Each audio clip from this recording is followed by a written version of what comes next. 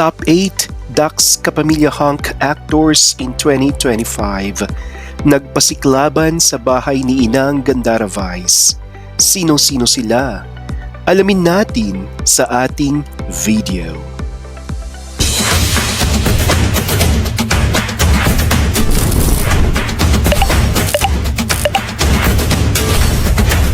Ang mundo ng showbiz ay punong-puno ng mga kalalakihan na pinagpala at hindi ganun pinagpala pagdating sa kanilang notes.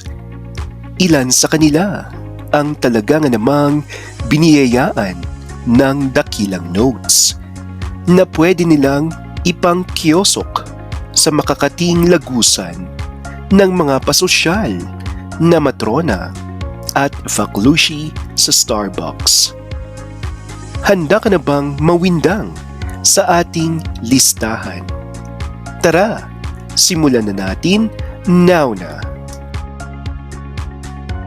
At number 8, ang anak ni Papa P na hanggang ngayon ay hindi pa rin mawari ng mga chismosang pasosyal sa Starbucks kung vaklushi ba siya o hindi.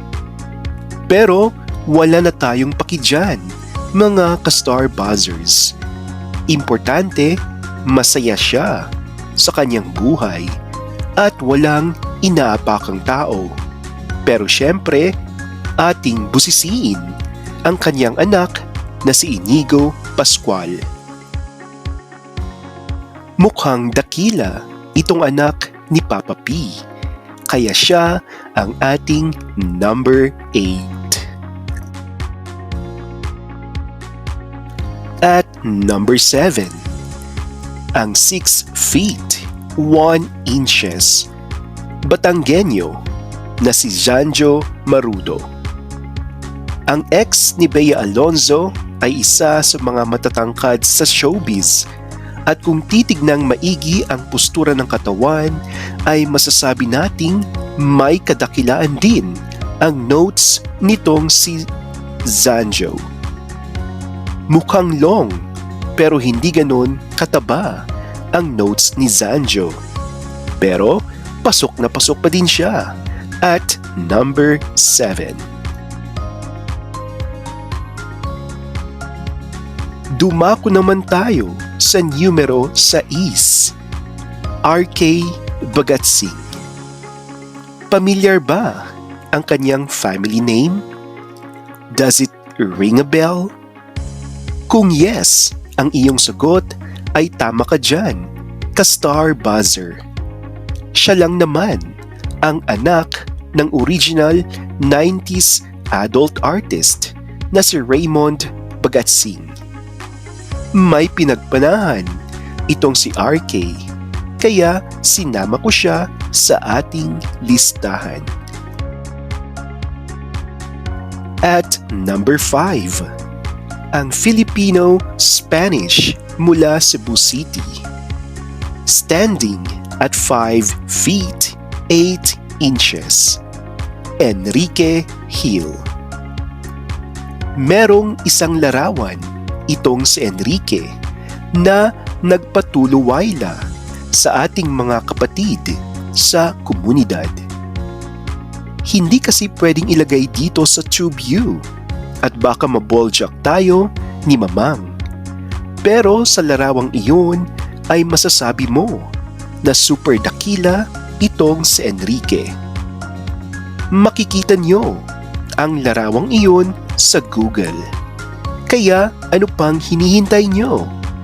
I-search nyo na now na. Pero bago nyo hanapin ang tuluwaylang notes ni Enrique, ay tapusin muna natin ang ating listahan. At number 4, ang binansagang babaero ng showbiz. Ang Phil-American who is now currently 35 years of age. Mula Mindanao, Gerald Anderson. Si Gerald ay busy ngayon sa kanyang teleserye na Scenes of the Father. Mapapanood ito gabi-gabi sa ABS-CBN via TV5 at online streaming.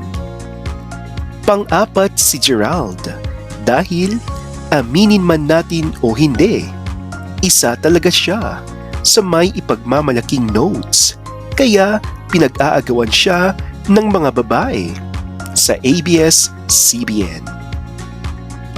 Once again, at number 4, Gerald Anderson.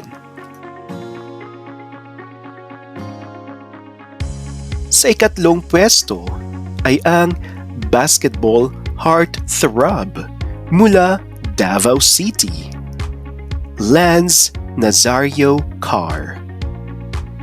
Ang super clean basketballistang ito ay laging present during All-Star Games. Ngunit hindi umaalagwa ang karera kahit may itsura naman ito. For me, I believe kailangan niyang lambingin ang ilang executives ng DOS nang sa gayon ay umalagwa na ang karera nito. Sayang ang kanyang taglay na kagwapuhan at may talento din naman ito sa pag-arte kaya sana mabigyan siya ng big role sa TV. Again, at number 3, ang Dax Dabawenyo, Lance Carr.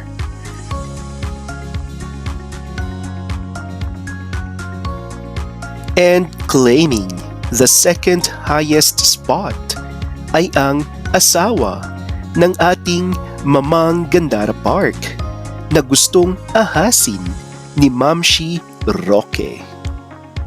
From Tarlac, Ayon Perez. Hindi mawawala sa ating listahan ang isang Ayon Perez sapagkat hindi siya pag-aaksayahan ng panahon ni Inang Gandara Park kung wala siyang notes na pwede niyang ipagmalaki sa kanyang mga beshies na mga inggitera. O di ba nga? Meron talaga tayong friends na jinggiters. Kaya ingat kayo sa mga ganyang beshies. And now, ladies matronas, gentlemen and vaklushis, our top Dakila King for 2025. Ang nag-iisang Ronnie Alonte. Yes na yes, mga ka-Star Buzzers. Ronnie is on top of my list dahil may nakita akong mga larawan nito online na talagang namang nagpatumbling sa inyong lingkod.